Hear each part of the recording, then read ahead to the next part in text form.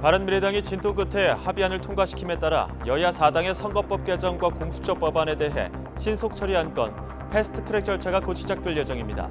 합의에 참여하지 않은 자유한국당은 패스트트랙 처리 저지를 위한 강력 투쟁을 예고했습니다. 마약 투약 의혹으로 수사를 받아온 가수 박유천 씨에 대해 경찰이 구속영장을 신청했습니다. 진술이 엇갈린 황하나 씨와의 대질 조사는 하지 않기로 했는데 박 씨에 대한 구속 전 피의자 신문은 이르면 내일 이루어질 예정입니다. 정준영 씨의 카톡방 멤버들에게 집단 성폭행을 당했다는 피해자가 오늘 이들에 대한 고소장을 낼 예정인데 정 씨를 포함한 멤버들에게 2016년 1월 집단 성폭행을 당했다는 또 다른 피해자가 이미 고소장을 낸 사실이 확인됐습니다. 김학의 전 법무부 차관이 성접대를 받은 것으로 알려진 윤중천 씨의 별장에서 연매출 수조 원대의 중견그룹 회장도 성접대를 받았다는 폭로가 나왔습니다. 해당 그룹 회장은 별장에 간 적은 있지만 부적절한 일은 없었다고 주장하고 있습니다. 미국이 우리나라를 포함한 8개 나라에 적용했던 이란산 원유 수입 금지 예외 조치를 중단한다고 밝혀 국제 유가가 3%나 폭등했습니다. 이란은 원유 수출 통로인 호르무즈 해협을 봉쇄하겠다며 반발해 긴장이 커지고 있습니다.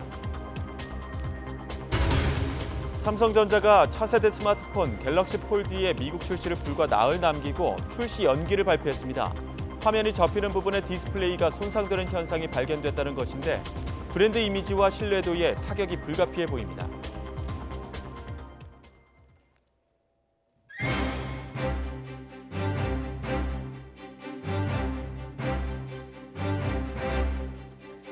네, 뉴스큐 2부 시작합니다. 네, 바른미래당이 선거법 개정과 공수처, 검경 수사권 조정 법안을 패스트트랙으로 추인하기로 가까스로 결론냈습니다. 여야 4당이 모두 이렇게 추인 절차를 마치자 한국당은 비상의원총회까지 열고 거세게 반발하고 있습니다. 국회에 먼저 가보겠습니다. 최기성 기자. 네, 국회입니다. 네, 여야 4당 가운데 마지막으로 바른미래당이 아슬아슬하게 잠정 합의안을 추인했죠? 네, 바른미래당은 무기명 투표로 이번 안건을 처리했는데 의총에 참석한 23명 가운데 12명이 찬성, 11명이 반대표를 던졌습니다. 결국 추인 조건인 과반을 확보하면서 여야 4당 패스트트랙이 본궤도에 오르게 됐습니다.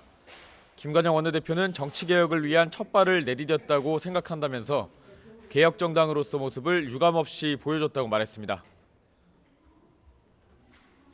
중요한 민주주의 개혁을 최종적으로 이루어내는데 앞장서서 민생 실용 정당으로서 국민들께 다시 한번 지지를 받을 수 있도록. 앞서 옛 바른정당계 의원들이 반발하면서 투표와 개표 방식을 두고도 의견이 엇갈리기도 했는데 유승민 의원은 이런 식으로 당 의사결정이 된 것은 심각한 문제라고 했습니다. 당의 현실이 굉장히 자괴감이 들고 앞으로 당의 진로에 대해서 좀 동지들과 함께 심각하게 고민해 보겠습니다. 당원권이 정지된 이현주 의원은 탈당 기자회견을 열고 문재인 정권 좌파 독재의 문을 열어주는 패스트트랙을 결사 저지하겠다고 밝혔습니다. 막아내지 못한 데. 네, 탈당한 이현주 의원 결사 저지하겠다 이런 입장을 밝혔는데 한국당 반발도 만만치 않죠? 네, 더불어민주당과 민주평화당, 정의당은 오전에 일제히 의총을 열고 선거법 개정안 등이 포함된 패스트트랙 지정 합의안을 추인했습니다. 여야 4당은 모레까지 국회 사법개혁특별위원회와 정치개혁특별위원회를 열어 관련 법안을 신속 처리한 건으로 지정할 방침입니다. 민주당은 정치개혁 상징인 선거법을 진전시켰다면서 기소권을 일부 부여해도 공수처 기능 수행에는 문제가 없다고 평가했습니다. 우리의 목표에는 이르지 못했지만 그래도 4당이 합의해서 처리한다라고 하는 것이 더 중요한 정치적 의미가 있다고 생각을 합니다. 민주평화당 장병환 원내대표는 다당제를 선택한 국민의 뜻을 제도적으로 뒷받침하겠다고 했고 정의당 윤소아 원내대표는 한국당은 반성과 성찰이 우선돼야 한다고 목소리를 높였습니다. 반면 한국당은 여당이 국면을 전환하기 위해 치졸한 짓을 하고 있다며 격한 반응을 보였습니다. 한국당은 또 패스트트랙 처리를 막아내겠다며 총력 투쟁을 예고했습니다.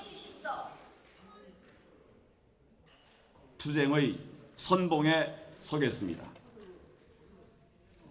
거리로 나서야 한다면 거리로 나갈 것이고 청와대 앞에 천막을 치고 농성을 해야 한다면 그렇게 할 것입니다.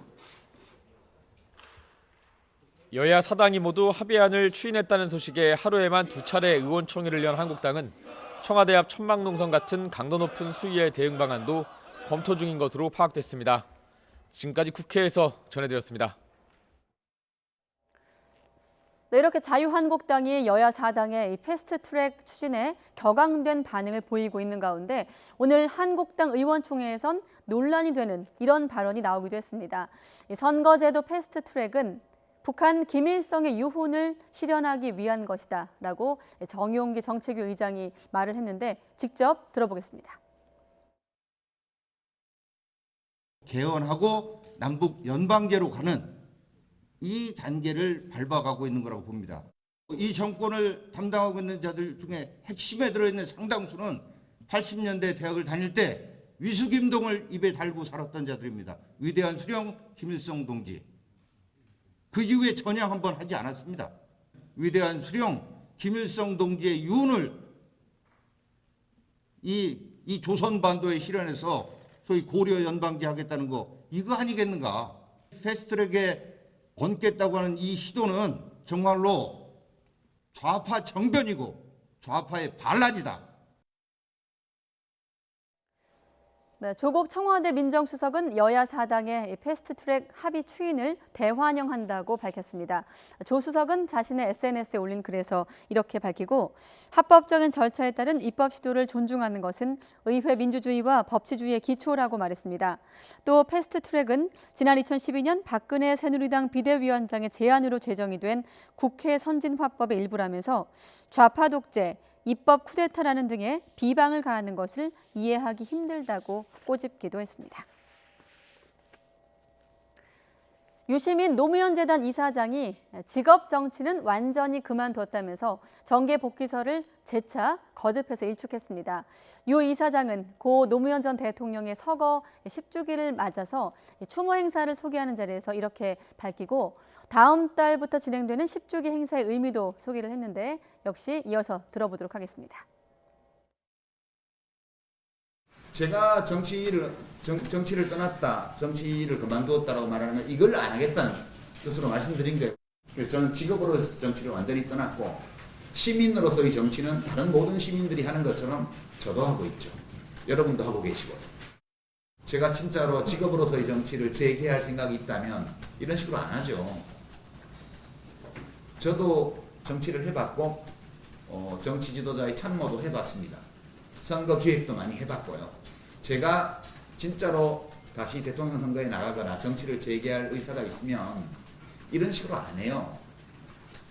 절대. 정준영 단톡방 구성원들에게 3년 전 집단 성폭행을 당했다고 주장한 여성이 오늘 고소장을 내고 조사를 받습니다. 비슷한 시기 홍천에서도 정준형 일행이 집단 성폭행을 자행했다는 의혹도 제기돼 파문이 커지고 있습니다. 취재기자 연결합니다. 부장원 기자. 네, 사회부입니다.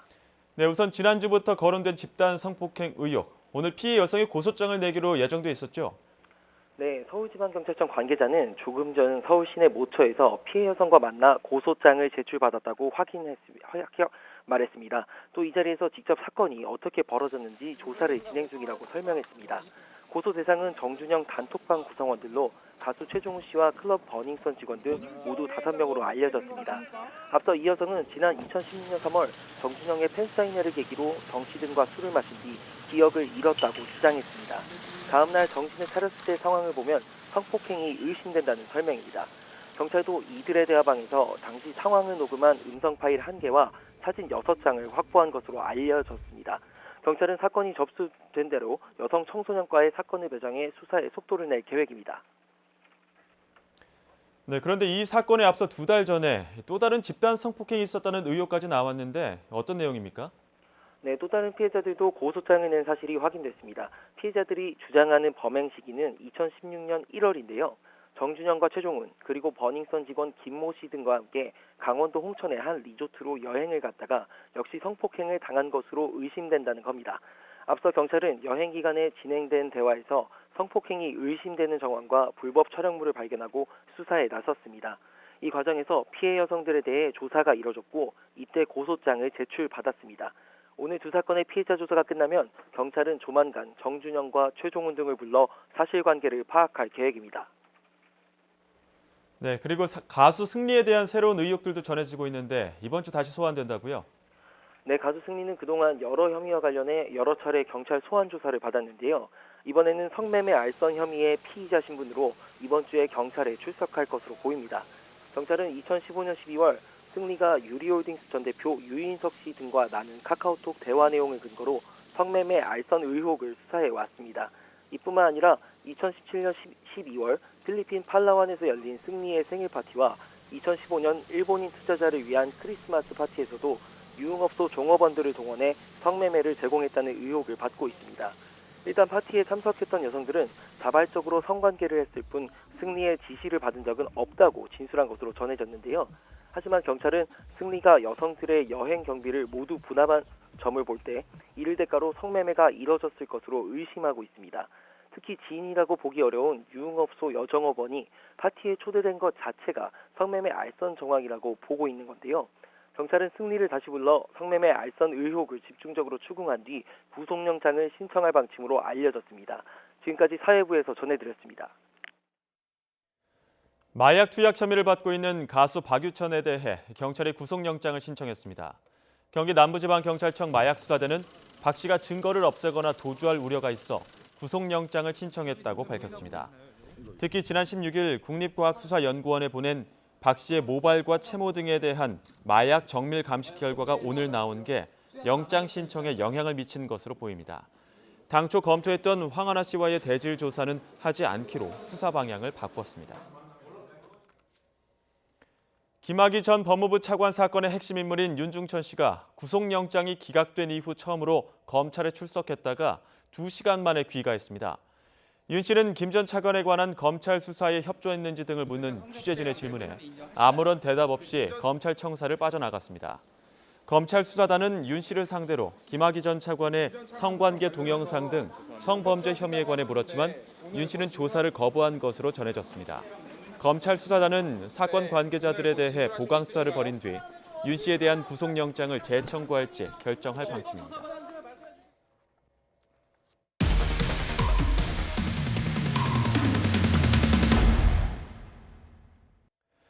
이른바 별장 성범죄 사건이 불거진 2013년 이후에도 윤중천 씨는 별장을 사실상 무단 점거하고 사기 행각까지 벌였지만 번번이 법망을 피해왔습니다. 김학의 전 차관 수사를 위해 윤 씨의 자금 흐름을 추적하고 있는 검찰 수사단은 최근 별장 명의자 등을 불러 사실관계를 파악했습니다. 한동호 기자의 단독 보도입니다. 문제의 별장은 모두 6채입니다. 2013년 별장 성범죄 파문이 터지고 3년 뒤 윤중천 씨 별장 4채가 지인 2명에게 넘어갑니다. 그런데 대출까지 받아 10억 원 넘게 주고 별장의 새 주인이 됐지만 아무 권리를 행사할 수 없었습니다. 저하고 한 사람을 내세워서 경매를 받게 하는 거죠. 나중에 자기가 다 환원할 테니까 걱정하지 마라. 그 씨가 이제 계약금을 내고 그리고 이제 나머지 거에 있어서 은행에서 이제 융자를 받은 거죠. 근데 융자를 제 이름으로 받은 거예요. 2017년엔 한 채가 또 공매로 넘어갔지만 윤 씨는 주인이 들어오지 못하도록 수도를 끊고 협박까지 했습니다. 협박이죠. 전혀 쓸 수 없도록 쫓아내려고 물도 끊고 보일러도 쓸 수 없도록 해놓고 하수도를 막아놔가지고 전혀 세수도 할 수가 없으니까 한 1년 정도를 못 썼어요. 누구든지 들어오기만 해보래요. 다 총으로 쏴죽이고 못 살게 만든대요, 지가. 지금까지도 윤 씨는 친척 이름으로 낙찰받은 별장 한 채에 관리인을 고용해 살게 하면서 6채 전체를 무단 점유하고 있습니다. 별장에서 딸 결혼식을 여는가 하면 문서와 도장을 위조해 펜션 영업까지 했습니다. 아니, 그 무슨 임대차 계약서 있어가지고 거기 도장을 찍으셨던데. 원래 본인 확인을 안 하나요? 아니, 저희가 그걸 확인할 방법이 없으니까. 호화 별장을 가진 재력가로만 알고 윤 씨 사업에 투자했다가 수억 원을 날린 피해자까지 생겼습니다. 2013년 경찰과 검찰 수사가 흐지부지 끝나면서 별장을 둘러싼 윤 씨의 사기극이 6년째 이어진 겁니다.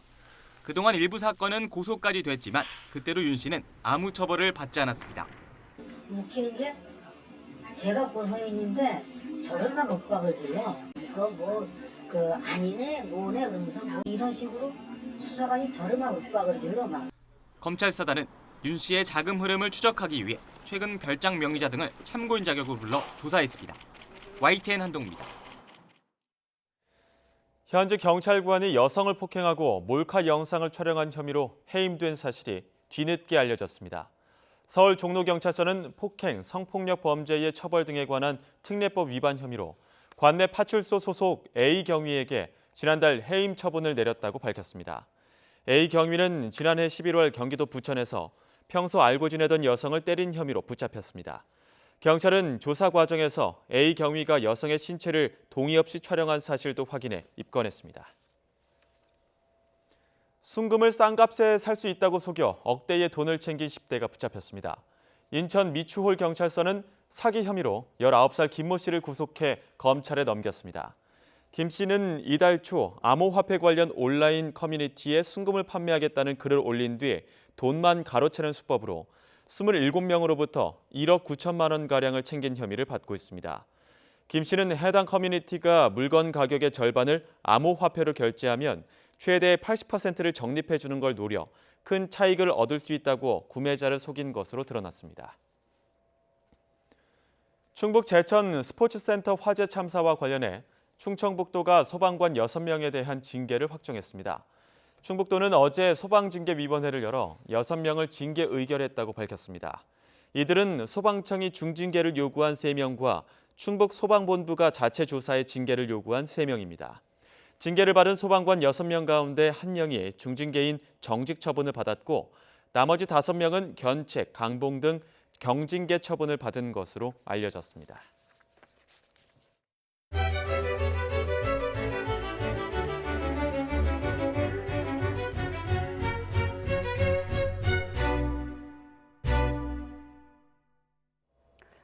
네, 최근에 충격을 던졌던 정부 지원 돌봄의 사례에서도 보듯 아동 보호에 힘써야 될 기관과 취업자에 의한 학대가 끊이질 않고 있습니다.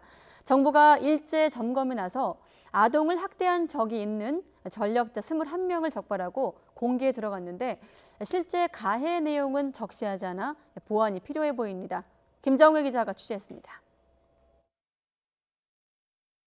발길질에 쥐어박기는 기본. 아이를 밖으로 질질 끌고 갑니다.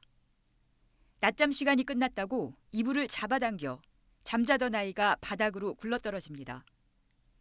국민적 분노와 비난 여론에도 아동학대 소식은 끊이질 않습니다. 최근엔 정부 지원 돌보미에 학대 사례까지 나와 충격을 줬습니다. 도를 넘는 상황에 결국 정부가 나섰습니다. 보건복지부와 5개 관계부처가 전국 34만여 곳 아동 관련 기관의 운영자와 취업자 205만여 명을 조사해 아동학대 전력이 있는 21명을 찾아냈습니다. 기관 운영자가 6명, 취업자가 15명이었습니다. 지자체장이나 교육감 등은 이들에 대해 시설 폐쇄나 해임을 명령했습니다. 아동복지법에 따르면 아동학대 관련 범죄자는 형이나 치료 감호가 끝나더라도 10년 이내에는 아동기관을 운영하거나 기관에 취업하지 못합니다. 정부는 아동기관 종사자의 학대 조사 내용을 중앙아동보호전문기관 홈페이지에 올려 1년간 공개에 들어갔습니다. 그러나 공개 내용에 정작 부모들이 가장 궁금해하는 학대 유형이 빠져 보완이 필요해 보입니다. 지난해 전국 아동학대 현황 자료를 보면 시설 종사자에 의해 피해를 본 아동의 나이는 전년보다 낮아졌습니다. 신체적 정서적 학대뿐 아니라 방임과 성학대까지 크게 늘었습니다. 사회 문제에 대한 정부 대처가 단순히 적발 건수를 보여주는 생색내기에 그쳐서는 안 된다는 얘기입니다. 복지부 관계자는 관계부처와 학대 유형 공개 여부에 대해 검토해보겠다고 입장을 밝혔습니다. YTN 김정혜입니다. 국토교통부가 지난해 잇따라 내놓은 부동산 대책 효과로 전세를 끼고 집을 사는 이른바 갭 투자 등 투기 수요가 크게 감소했다고 평가했습니다. 김흥진 국토교통부 주택정책관은 2019년 주거 종합 계획을 소개하면서 현재 부동산 시장을 안정기로 판단한다며 투기 수요 추가 유입 등 과열 조짐이 있으면 강력한 시장 안정 조치를 시행할 계획이라고 밝혔습니다. 특히 최근 강남 등에서 급매물 소진에 따라 가격 하락폭이 축소된 것은 사실이라면서도 추격 매수세가 있는 상황은 아니고 시장 안정세는 시간이 갈수록 오히려 더 견고해질 것이라고 전망했습니다. 직장인들은 올해 가정의 달인 5월에 50만 원을 훌쩍 넘는 추가 지출을 할 것이란 조사 결과가 나왔습니다. 취업 포털 잡코리아는 최근 직장인 700여 명을 대상으로 설문조사한 결과 5월 예상 추가 지출액이 평균 54만 원으로 집계됐다고 밝혔습니다. 기념일별로 보면 어버이날이 평균 27만 원으로 가장 많았고 어린이날 13만 원, 스승의 날 5만 원 등이었습니다.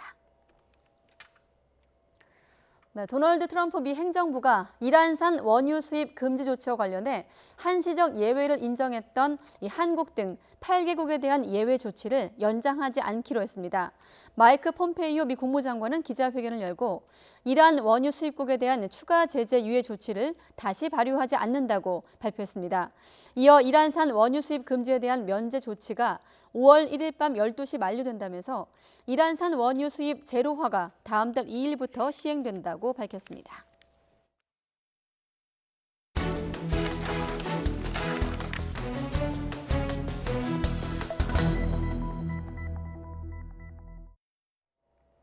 네, 이란산 원유 수출을 완전히 금지하는 미국의 조치로 우리나라 석유화학은 물론이고 정부에서도 대응책 마련에 부심하고 있습니다.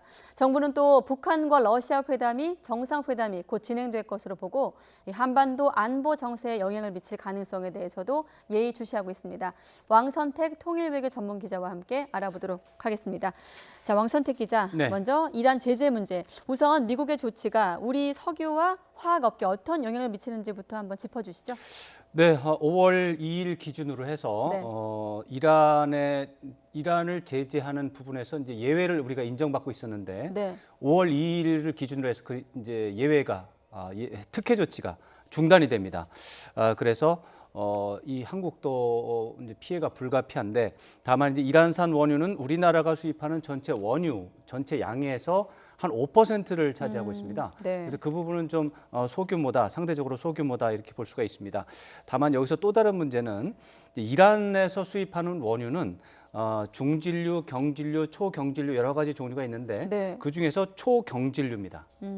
제일 가벼운 거로 이제 흔히 컨덴세이트라고 말하는 건데 네. 이 컨덴세이트는 주로 이란에서 수입합니다. 그래서 이 컨덴세이트를 수입해서 석유화학 제품을 만드는 관련 업계가 있는데 이쪽은 아주 초비상이 걸린 상태고요. 네. 그래서 전체 컨덴세이트 수입량의 한 절반 정도가 이란산입니다. 그래서 그쪽에서는 아주 큰 문제가 났고 수입선 다변화라든가 이런 대응책 마련을 이제 해야 되는 그런 상황이 됐습니다. 네. 그러니까 전체 원유 가운데는 5%로 비교적 소규모지만 전체 원유 네. 업계 전체적으로 보면 소규모인데 하지만, 그 컨덴세이트를 이용해서 석유화학 네. 제품을 만드는 업계는 초비상입니다. 이게 비상이다. 전체 원료의 절반이 이란산이거든요. 네, 앞서 왕선택 기자가 특혜라는 표현을 쓰셨는데 그렇죠. 지난해 11월에 이란 제재가 시작이 됐을 때 우리나라는 예외를 인정받았습니다. 그렇습니다. 그런데 이번에 예외를 인정받지 못한 그 제재 명단에서 빠진 그 이유는 뭡니까? 네, 그 문제가 이제 기본적으로 이번에는 예외 조치가 아예 없어졌습니다. 네, 이제 지난해 11월 달에는 이란 제재를 전면적으로 시행을 하면서 예외를 두고 8개 나라는 빼준다. 이렇게 해서 특혜를 줬는데 네. 그 특혜를 이번에 완전히 빼버렸습니다. 그 바람에 우리도 예외를 인정받을 수 없는 상황이 됐습니다. 우리 정부가 사실 그 당시에 8개 나라에 들어간 것도 네. 그 당시에는 외국 언론에서 예측하지도 못할 정도로 굉장히 우리 외교가 엄청난 성과를 거둔 그런 사례가 됐었는데 이번에도 노력을 많이 했고 어쩌면은 한국도 이번에 다시 한번 예외가 연장이 될 수도 있겠다라는 기대가 있었습니다. 예. 그런데 미국의 국내 정치에 문제가 좀 생겼습니다. 미국의 국내 정치가 최근에 뮬러 특검 보고서가 이제 한 달 전에 나왔고 그랬다가 이제 보고서의 주요 내용이 다시 한번 또 공개가 됐거든요. 그 이후에 이제 트럼프 대통령이 러시아와의 공모는 완전히 이제 깨끗하게 됐는데 네. 사법 방해가 확실히 존재한다라고 하는 얘기가 계속해서 나오고 있는 거예요. 그래서 야당, 민주당 쪽하고 주류 언론 쪽에서 트럼프 대통령에 대해서 이거는 사법 방해가 분명히 있으니까 이거는 탄핵 요건에 해당한다. 네. 이런 논의가 이제 커지고 있기 때문에 이런 것에 대해서 트럼프 대통령이 아마도 심리적 압박감을 크게 느낀 것 같습니다. 그래서 예외 조치를 이번에 이란산 원유 제재와 관련한 예외 조치를 할 수도 있었는데 갑자기 모든 것을 중지시키는 이런 결정을 했다. 이제 이런 분석이 있는 것이죠. 네, 예외 인정 국가에서 이제 우리가 빠진 거가 되는 거죠. 그렇죠? 빠진 정도가 아니라 네. 예외 인정 국가 자체라는 제도가 없어진 겁니다. 그러니까 이제부터는? 네, 우리도 원래는 예외가 한 나라에도 있었으면 우리가 그 한 나라에 들어가겠다라고 외교 노력을 할 수가 있는데 예. 한 나라도 없어져 버렸기 때문에 우리 한미 동맹이 아무리 뛰어나다고 해도 한 나라도 없으니까 안 아예 되죠. 틀이 없어졌기 아예 때문에. 없어져 버렸어요. 네. 제도가. 네. 자, 그런데 말씀하신 것처럼 미국의 어떤 국내 정치, 국내 상황이라고 하더라도 그 경제적인 타격은 앞서 말씀하신 뭐 초비상인 기업도 있었잖아요. 그렇습니다. 그런 기업들이 감당해야 할 몫인데 그렇습니다. 우리 정부도 대응책을 마련하고 있습니까? 지금 아주 고민을 많이 하고 있습니다. 기본적으로 이것은 이제 네. 산업자원부의 문제가 되는데 또 외교부가 기본적으로 이제 또 미국과 협상에서는 외교부가 나서고 있고 해서 네. 산업자원부, 외교부 양쪽에서 굉장히 노력을 많이 하고 있습니다만 문제는 미국이 지금 이란에 대한 제재는 예외가 없다. 이번에는 정말 예외 없다. 가만히 두지 않겠다. 이번에 이란 제재를 통해서 이란이 이제 굴복하고 나올 때까지 끝까지 밀어붙이겠다. 이렇게 전 세계 공언을 한 상황입니다. 네. 여기에서 우리나라가 외교 노력을 통해서 예외를 인정받았다. 새롭게 별도의 예외를 인정받았다. 이렇게 또 보도가 나가면 이 미국의 작전의 전략에 정면으로 도전하는 그런 상황이 돼서 네. 이제 우리 정부가 이르면 내일쯤이면 산자부라든가 이제 외교부의 합동 팀이 구성이 돼서 미국으로 갈 것으로 긴급 출장을 갈 것으로 알려져 있습니다. 그래서 미국과 비공개적인 수준에서라도 예외 조치 인정받을 수 있는지 이런 부분에 대해서 이제 좀 협상을 할 예정인 것 같은데 말씀드린 것처럼 이런 것들을 공개를 하게 될 경우에는 모든 게 다 사달이 나는 그런 상황이 되어 있습니다. 그래서 아마도 우리 정부의 행보가 굉장히 적극적으로는 보이기는 하는데 그러나 비공개적으로 움직일 가능성이 좀 신중하게 접근할 것이다. 신중하기보다는 굉장히 적극적으로 해야 됩니다. 지금 적극적으로 하지 않은 문제가 있습니다. 그런데 공개하면서 할 수는 없다라는 거죠. 네. 우리가 어떤 혜택을 별도로 인정받았다고 하는 게 알려지게 되면 뭐 중국이라든가 인도라든가 뭐 그리스라든가 터키라든가 타이완이라든가 일본이라든가 이런 같이 예외를 받았던 나라들이 있습니다. 이런 나라들이 같이 와가지고 우리도 해달라 이렇게 되기 때문에 네. 이렇게 되면 이제 미국이 아주 어려운 입장에 처해지거든요. 적극적이긴 하되 보안 유지에는 철저히 신경을 쓸 것이다. 공개할 수 없는 예. 그런 상황이 되겠습니다. 산업적인 차원에서 이제 업계가 걸린 문제이기 때문에 우리 정부의 대응도 중요하겠습니다만 네. 또 이란이 관심을 받는 것은 또 한 가지 북한이 걸려있기 때문 아니겠습니까? 그렇습니다. 네, 북한은 겨냥한 메시지도 있다 이런 분석이 있는데 이 부분은 어느 정도 신빙성이 있다고 보세요? 뭐 북한하고 이란하고는 뭐 미국에서 봤을 때 이제 불량 국가라고 하는 틀에서는 같은 좀 범주에 들어 있어서 네. 그렇게 생각할 수 있는데 제가 볼 때는 좀 어려움이 좀 있습니다. 북한과의 협상 이제 사실은 이제 이 트럼프 행정부가 네. 이란에 대한 제재를 이렇게 강력하게 하는 거는 2015년에 버락 오바마 대통령이 이란 핵 합의를 했기 때문입니다. 예. 트럼프 대통령이 선거운동하는 과정에서 이제 오바마 대통령이 이란과 핵 합의를 했는데 그때 트럼프 대통령이 말하자면 정치적인 적대 세력인 오바마 대통령이 한 거를 무조건 폄하하고 무조건 공격하는 비난하는 그런 구도에서 이란과의 핵 합의가 이제 어떻게 보면 타겟이 된 거죠. 목표물이 된 거죠. 매우 나쁘다고 했었죠? 그렇습니다. 매우 그래서 나쁘다. 이란과 핵 합의는 매우 나쁘기 때문에 자기가 대통령이 되면 그것을 파괴하겠다.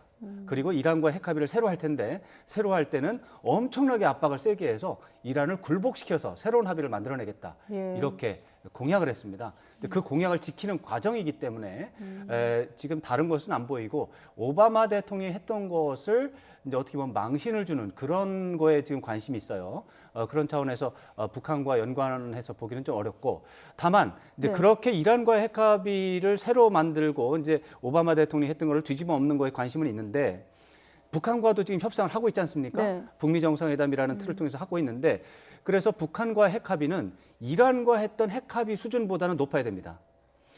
트럼프 대통령이 그 이란과 핵 합의를 아주 나쁜 이제 거래라고 했기 때문에 예. 그거에 비해서는 높아야 되는데 사실 이란과 핵 합의도 수준이 높습니다. 네. 그래서 북한과 핵 합의도 상당히 높은 수준에서 요구를 하게 될 것이다. 이런 차원에서는 영향은 좀 있다. 이렇게 봐야 되겠습니다. 이번 이란 제재에서 예외를 허용하지 않는 그 결정 배경에는 뭐 특별한 메시지가 있다고는 뭐 볼 수 없겠지만, 네, 그렇습니다. 네, 그런 큰 틀에서는 네. 북한을 좀 그렇게 볼 수도 있겠다. 엄격한 좀 북한에 대해서는 합의를 희망할 것으로 관측할 수 있다. 그렇습니다. 네, 말씀 나온 김에 끝으로 지금 북한과 러시아 정상회담 상황까지 좀 점검을 해보도록 하겠습니다. 네. 김정은 위원장 평양을 출발했는지 아직도 확인은 안 된 거죠? 아직 확인은 안 됐습니다. 네. 그런데 시간으로 보면 아마 평양을 출발했을 것이다. 네. 이렇게 생각을 하고 있습니다.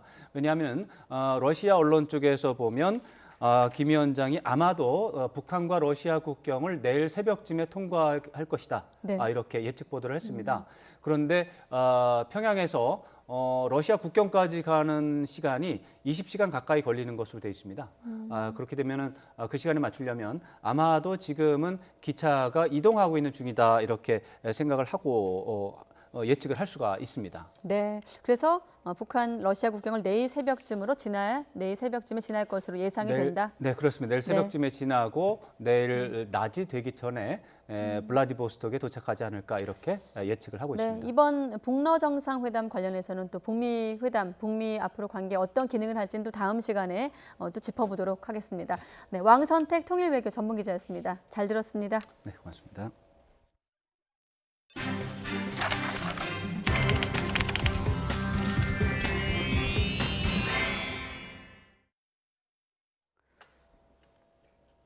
네, 삼성전자가 이 차세대 스마트폰 갤럭시 폴드의 출시를 결국에 연기했습니다.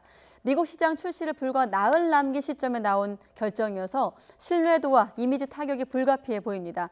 먼저 홍선기 기자가 보도합니다. 삼성전자가 접히는 스마트폰 갤럭시 폴드의 미국 출시를 불과 나흘 앞두고 출시 연기를 전격 발표했습니다. 삼성전자는 국문과 영문 공지를 통해서 디스플레이가 손상되는 현상을 발견했다고 밝혔습니다.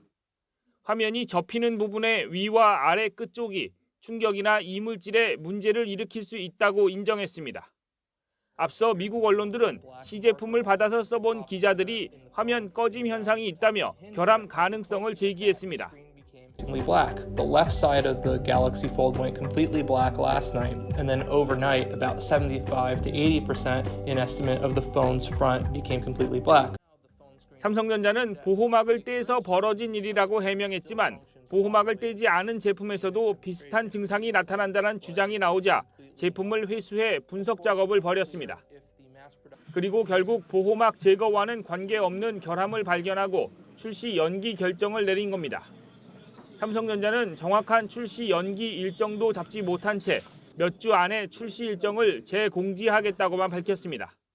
무한정 늦게 가는 것보다는 어느 정도 1, 2개월 정도의 좀 부족한 부분을 개선시켜서 제품을 다시 내놓는 것이 또 중요하다고 보고 있습니다. 결함 논란에 이어 중국 언론 행사를 취소하더니 결국 공식 출시 일정까지 연기되면서 삼성전자는 신뢰도와 이미지에 큰 타격을 입게 됐습니다. 삼성전자는 배터리 폭발로 전량 회수에 나섰던 갤럭시 노트 7 사태와 비교할 사안은 아니라는 입장이지만 전혀 예상하지 못한 출시 연기 사태에 우려와 당혹감을 감추지 못하고 있습니다. YTN 홍성기입니다.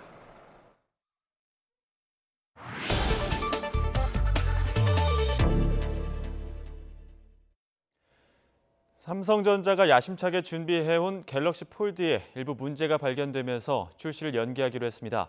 일각에선 갤럭시 노트 7의 악몽이 재현됐다는 평가도 나오고 있는데 어떤 문제가 있는지 임동욱 과학 칼럼니스트 겸 한국외대 글로벌 문화 콘텐츠학과 교수와 살펴보겠습니다. 교수님 안녕하십니까? 네, 안녕하세요. 임동욱입니다. 예, 정식 출시 전 앞서 사전 체험을 통해서 결함이 발견됐다 이런 보도를 했는데 구체적으로 어떤 부분이 문제가 되고 있는 겁니까?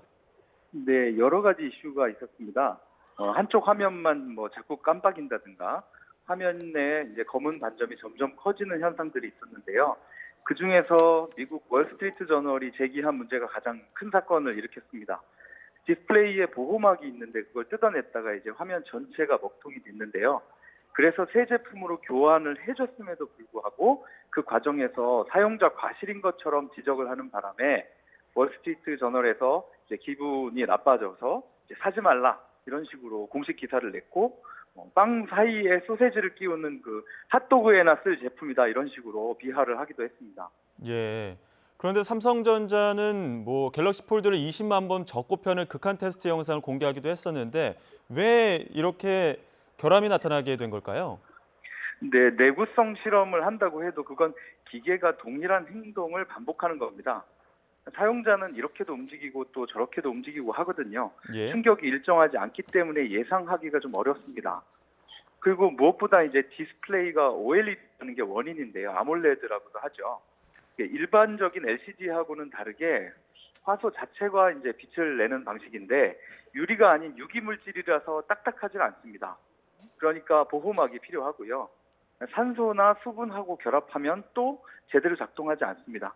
그래서 보통은 강화유리 같은 보호막을 씌우는데 이번에 나온 갤럭시 폴드 같은 경우에는 접어야 하는 디스플레이이기 때문에 강화유리는 씌울 수가 없고 그래서 폴리이미드라고 하는 PI 필름이라고 하는 투명 플라스틱 보호막을 씌웠습니다. 월스트리트 저널이 이걸 뜯은 거고요. 뜯으면 고장난다고 했으면 그럼 처음부터 못 뜯게 만들든가 아니면 경고문을 크게 붙였어야 되는데요. 사용자들은 보통 무심코 뜯는 경우가 많습니다. 그러니까 예. 사용자들이 무심코 특이한 행동을 하는 일이 없도록 처음부터 설계를 했어야 되는데 이걸 행동 디자인이라고 부릅니다.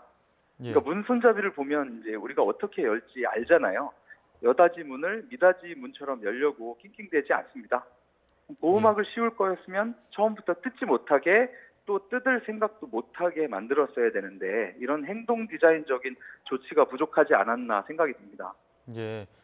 나름 삼성전자가 야심차게 준비했었는데 결국 출시는 연기가 됐습니다. 이걸 뭐 시행착오로 봐야 할까요? 아니면 뭐 준비가 부족했다고 봐야 할까요? 삼성의 기술력은 충분히 가지고 있습니다. 그러니까 세계 최초로 이제 폴더블 스마트폰이라고 하는 걸 개발한 거죠. 그런데 스마트폰의 디스플레이는 두 가지 방식으로 경쟁을 해왔습니다. 첫 번째는 품질 경쟁이고 두 번째는 외형 경쟁입니다. 품질 경쟁은 LCD에서 OLED로 또 4K로 아몰레드로 이런 식으로 변하는 거고요. 외형 경쟁은 S펜을 붙인다든가 플렉서블 디스플레이를 결합시킨다든가 롤러블, 이번에 나온 폴더블 이런 식으로 아예 새로운 방식을 도입을 하는 건데요. 이걸 폼팩터라고 합니다. 이 폼팩터의 경쟁은 소비자가 처음 보는 외형이기 때문에 혼란이 생기기가 쉽습니다. 지침도 필요하고요. 그래서 제조사가 처음부터 혼란이 없게 만드는 게 가장 중요합니다. 이번에 보호막 문제는 삼성이 이건 교체형이다 이렇게 얘기를 했음에도 불구하고 사용자가 교체하는 게 아니고 서비스 센터가 교체해 준다고 했습니다. 그럼 사용자가 뜯을 수 없게 만들었어야 되는데 이번에 뜯을 수 있게 만든 게 가장 큰 문제가 됐습니다. 근데 이 뒤늦게 문제를 발견하고 나서 디자인을 변경하면 되지 않겠느냐 하지만 출시를 이미 정해놨기 때문에 그 기일을 맞추기가 쉽지 않았을 겁니다. 기업은 보통 연구 개발을 하는 실무진이 있고요. 또 의사결정을 하는 임원진이 있습니다. 시장 점유율을 높이기 위해서 고급 제품을 출시를 했는데 이 의사결정권자들은 이제 출시를 강행하자고 하고 실무진은 문제를 빨리 해결할 수가 없고 그래서 이번에 사고 처리가 말끔히 되지 않은 것 같습니다. 예. 이번 폴더블 폰 결함이 삼성전자에 대한 신뢰도나 이미지에는 어떤 영향을 미치게 될까요? 네, 제가 보기에는 삼성전자로서는 뭐 큰 손해는 보지 않을 것으로 생각이 됩니다. 왜냐하면 이번 폴더블 제품이 노트 7 같은 경우처럼 많이 판매가 되고 있다가 문제가 터진 게 아니고 완전히 세상에 없던 것을 새로 내놓은 제품이거든요. 이렇게 혁신적인 제품이나 선도적인 제품을 만들 때는 실수나 시행착오가 당연히 있습니다. 실수를 인정 안 하고 버티면 이미지가 하락하고 금전적으로도 손해를 보는데요. 이번에 실수를 인정했으니까 그런 큰 손해는 보지 않을 것 같습니다. 개선된 제품을 내놓는 방식으로 가면 이런 현명한 결정이라고 판단을 받을 것 같고 앞으로도 그렇게 기민하게 대응해야 할 것으로 보입니다. 예, 세상에 없던 제품을 새로 만든 만큼 그런 과정이었던 만큼 삼성이 조금 더 기민함을 유지한다면 시행착오로서 조금 더 이어가지 않을까 이런 말씀도 해주셨습니다. 지금까지 네, 임동욱 한국외대 연구교수와 함께 이야기 나눴습니다. 교수님 오늘 말씀 감사합니다. 감사합니다.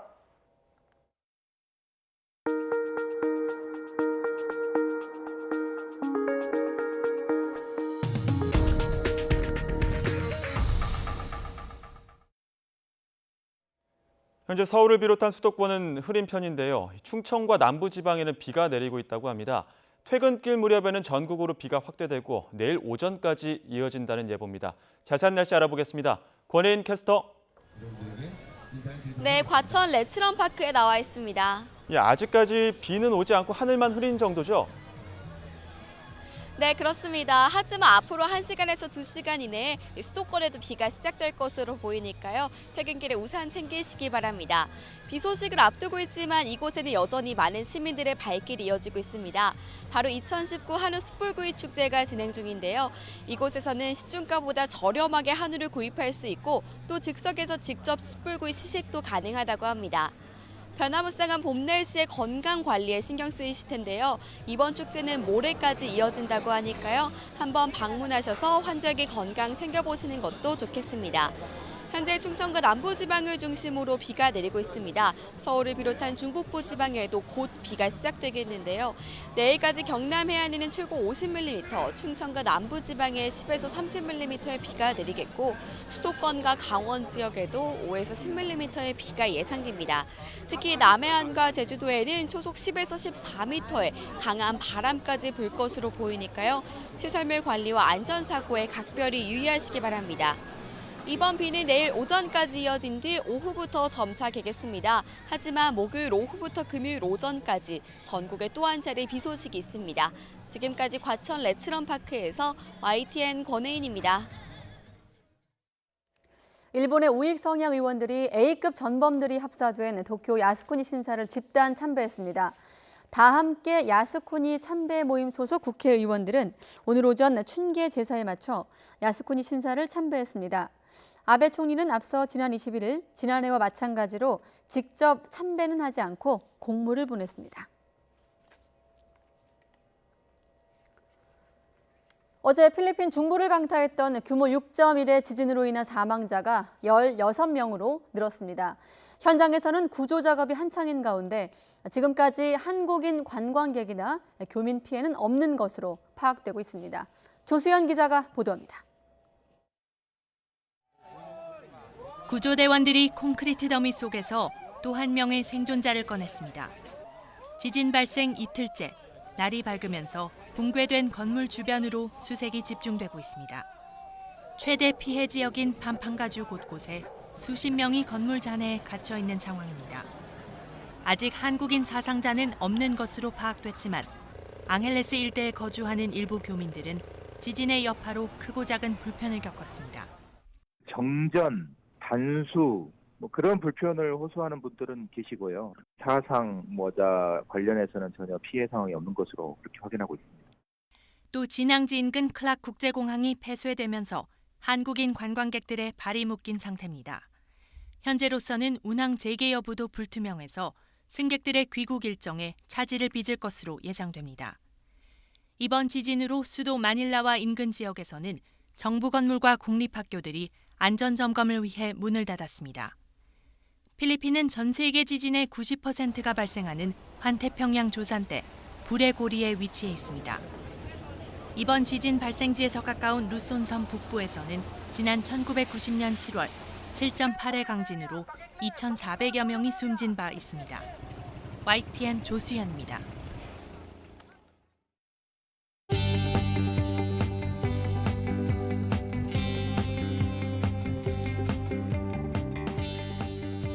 네, 지금 선수 유니폼을 입고 있고 또 모자도 쓰고 있는데요. 하재헌 전 육군 중사입니다.